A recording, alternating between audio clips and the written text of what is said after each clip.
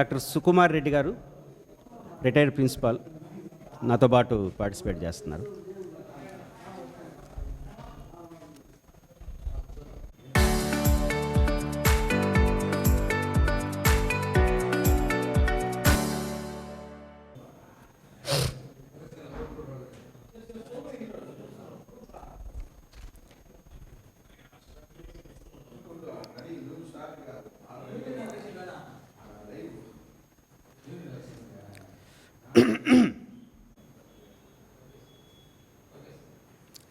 ఓకేనా?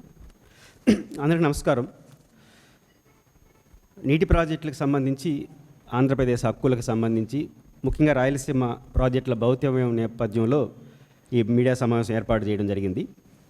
ఈ నెల 11వ తారీఖున ఆంధ్రప్రదేశ్ ముఖ్యమంత్రి చంద్రబాబు నాయుడు గారు ఇతర డెలిగేషను కేంద్ర జలవనరుల శాఖ మంత్రి పాటిల్ గారితో సమావేశమయ్యారు.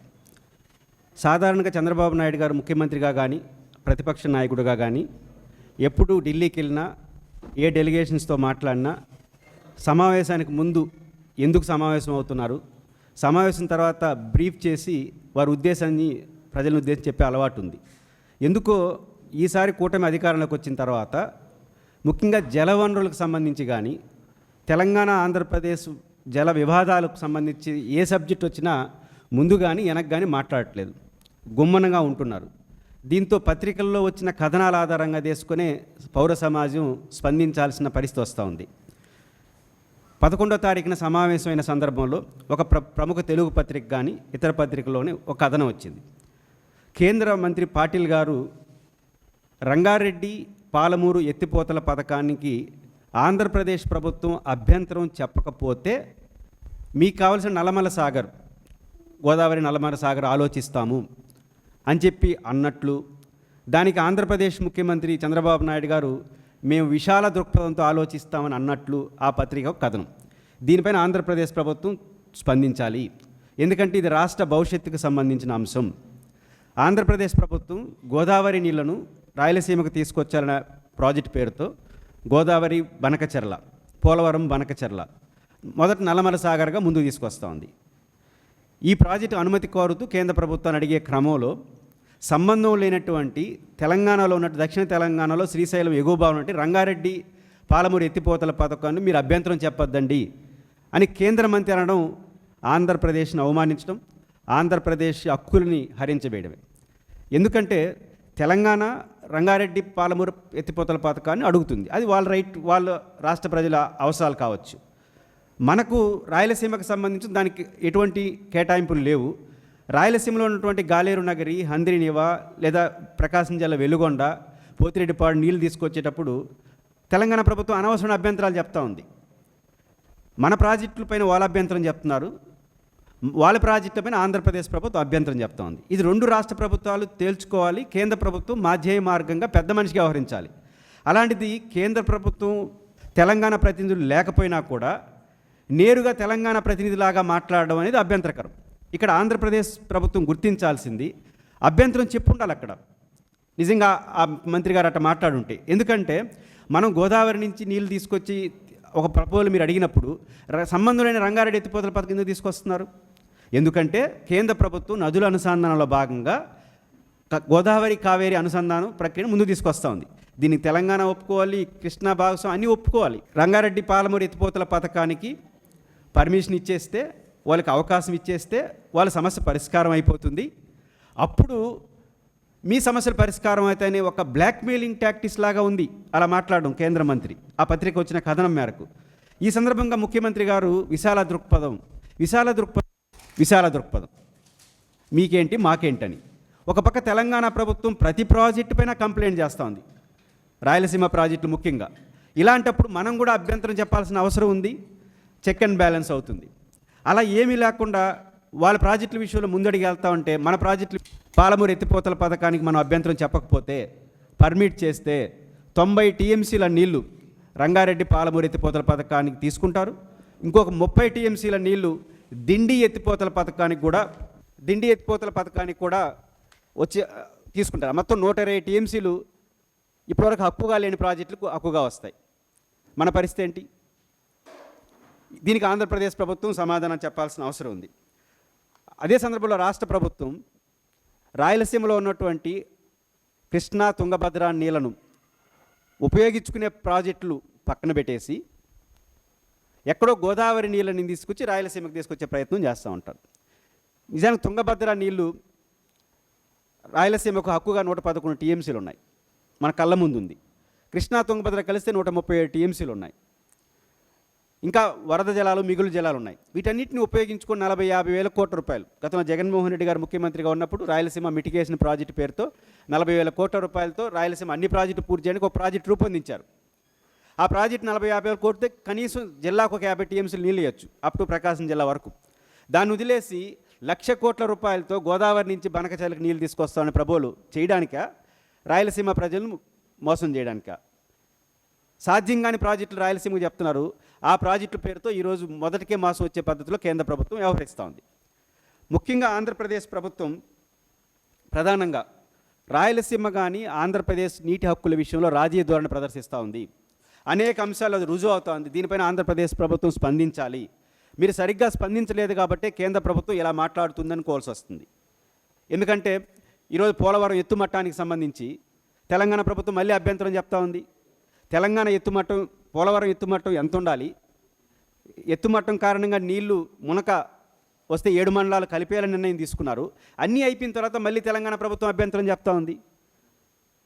2, జగన్మోహన్ రెడ్డి గారు ముఖ్యమంత్రిగా ఉన్నప్పుడు దాదాపు 700 చిల్లర కోట్ల రూపాయలతో పోలవరం డెడ్ స్టోరేజ్ నుంచి కుడికాలకు నీళ్ళు తీసుకొచ్చే ఎత్తిపోతల పథకాన్ని రూపొందించారు. దాదాపు 700 పైచిలుకు కోట్ల రూపాయలతో.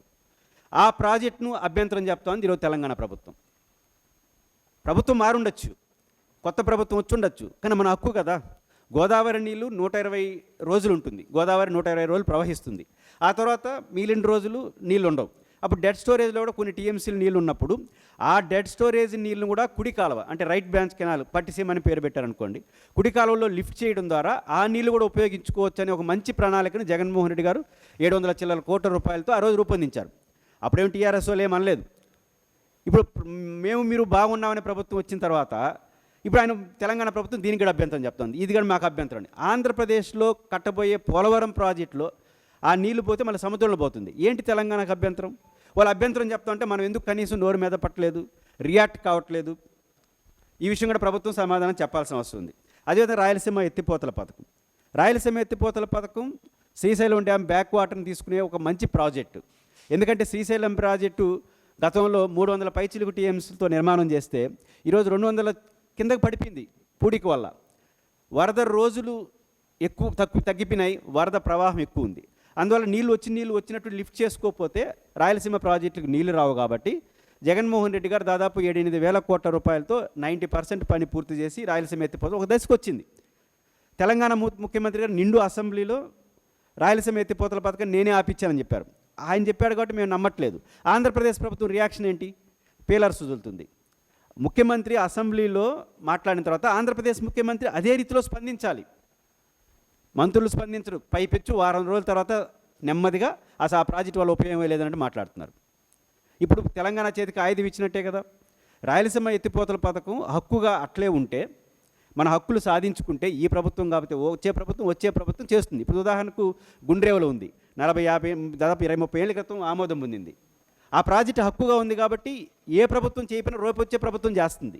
మన హక్కులు కాపాడుకునే విషయంలో చాలా తీవ్రమైన నిర్లక్ష్యాన్ని ఈ కూటమి ప్రభుత్వం వ్యవహరిస్తూ ఉంది. ముఖ్యంగా ఈ మొత్తం వ్యవహారం నడిపితే రాయలసీమకు అన్యాయం జరుగుతుంది. ఎందుకంటే ఈరోజు తెలంగాణ ప్రభుత్వం కొత్త వాదన తీసుకొస్తూ ఉంది. అదేంటి? మా క్యాచ్మెంట్ ఏరియా తెలంగాణలో ఎక్కువ ఉంది కాబట్టి మాకు ఆంధ్రప్రదేశ్ కేటాయించిన 811 టీఎంసీలు మాకు సింహభాగం ఇవ్వమంటున్నారు. ఇప్పుడు ఉన్నది 512 టీఎంసీలు ఆంధ్రప్రదేశ్కి, దాదాపు 299 టీఎంసీలు తెలంగాణకు హక్కు ఉంది కృష్ణానది పైన. దాన్ని రివ్యూ చేయండి అంటున్నారు, ఉల్టా చేయమంటున్నారు. నిజానికి యాజ్ పర్ బచావత్ అవార్డు ప్రకారం ఒకసారి బచావత్ ట్రిబ్యునల్ అవార్డు ఇచ్చిన తర్వాత దీన్ని మార్చే అధికారం భారత సుప్రీంకోర్టు కూడా లేదు. కానీ కేంద్ర ప్రభుత్వం అన్యాయంగా రివ్యూ చేస్తూ ఉంది. దీనిపైన జగన్మోహన్ రెడ్డి గారు సుప్రీంకోర్టులో పిటిషన్ వేశారు. పిటిషన్ వేసిన తర్వాత ఈ ప్రభుత్వం ఆ పిటిషన్ పైన సరిగ్గా స్పందించట్లేదు. ఫలితంగా ఏమవుతా ఉంది? ఈరోజు రేపు తెలంగాణ ప్రభుత్వం వాదన నెగ్గితే 1 టీఎంసీ నీళ్లు తగ్గినా కూడా 1 టీఎంసీ నీళ్ళు తగ్గినా అది రాయలసీమకి నష్టం వస్తుంది. కాన్సెప్ట్ ఏంటంటే రేపు పోలవరం ప్రాజెక్ట్ పూర్తయిపోతే ఆ పోలవరం ప్రాజెక్టు కృష్ణా డెల్టా అవసరాలు తీరుస్తుంది. అప్పుడు మన శ్రీశైలం డ్యామ్ నుంచి కిందకి నీళ్లు వదలకుండా కృష్ణా డెల్టాకు వాడే నీళ్లు కూడా రాయలసీమకు ఉపయోగించవచ్చు అనేది పోలవరం కాన్సెప్ట్. పోలవరం నుంచి నీళ్ళు మనకు రావు, అది 900 అడుగుల కింద ఉంది. కాబట్టి ఈరోజు పోలవరం ప్రాజెక్టు పూర్తవుతున్న రాయలసీమ ప్రాజెక్టులు మీరు టేకప్ చేయకుండా, రాయలసీమ ఎత్తిపోతల పథకాన్ని పూర్తి చేయకుండా, రాయలసీమలో గుండ్రేవుల, సిద్ధేశ్వరం లాంటి ప్రాజెక్టులు టేకప్ చేసుకోకుండా ఇప్పుడు కొత్తగా తెలంగాణ ప్రభుత్వం రంగారెడ్డి పాలమూరు ఎత్తిపోతల పథకానికి దిండికి 120 టీఎంసీలు కేంద్ర ప్రభుత్వం మాటిని మీరు అంగీకరిస్తే 120 టీఎంసీలు రేపు హక్కుగా మారుతుంది. రేపు మీకు ఏ అవసరం ఉందని తెలంగాణ ఇప్పుడు రివ్యూ స్టార్ట్ అయింది కదా కేంద్ర ప్రభుత్వం. ఆ రివ్యూలో మీ అవసరాలు ఏంటంటే రంగారెడ్డి ఎత్తిపోతల పథకానికి 90 టీఎంసీలు మేము కంప్లీట్ చేసుకున్నాం, దిండికి 30 టీఎంసీలు ఉన్నాయి చూపిస్తుంది తెలంగాణ ప్రభుత్వం. మీరేం చూపిస్తారు? ఆంధ్రప్రదేశ్ రాయలసీమలో మాకు కావాలని మనం మీ పోలవరం వచ్చింది కదా, పూర్తయింది కదా అని కేంద్ర ప్రభుత్వం అంటే, కాదు మాకు గాలేరు నగర్కి 50 టీఎంసీలు కావాలి, హంద్రినీవాకి 50 టీఎంసీలు కావాలి, రాయలసీమకి 8 టీఎంసీలు కావాలి, రాయలసీమ ఎత్తిపోతలకు పథకం కావాలి, గుండ్రేవులకు కావాలి అని మనం కూడా చూపించాలి. చూపించినప్పుడే మన ఇండెంట్ అంటారు కదా, మనది ఏంటో చూపిస్తే మన 512 టీఎంసీలు మనం కాపాడుకుంటాం. మనది ఏంటో చూపించకపోతే 512 టీఎంసీల స్థానంలో తగ్గిపోతే ఎవరికి నష్టం అంటే మళ్ళీ రాయలసీమకి నష్టం. ఎందుకంటే పోలవరం పూర్తి అయిపోతుంది కాబట్టి కృష్ణా డెల్టాకి అవసరం పెద్ద ఇబ్బంది లేదు, ఉత్తరాంధ్రకి పెద్ద ఇబ్బంది లేదు. మళ్ళీ నష్టపోయేది ఎవరు అంటే రాయలసీమ, నెల్లూరు, ప్రకాశం. అంటే ఎంతకాలం అప్పుడు కృష్ణా పెన్నార్ ప్రాజెక్టు విషయంలో అట్లే అన్యాయం జరిగింది, శ్రీశైలం ప్రాజెక్టు సరైన నిర్మాణం లేదన్నా ఇప్పుడు పోలవరం విషయంలో అట్లే జరుగుతోంది.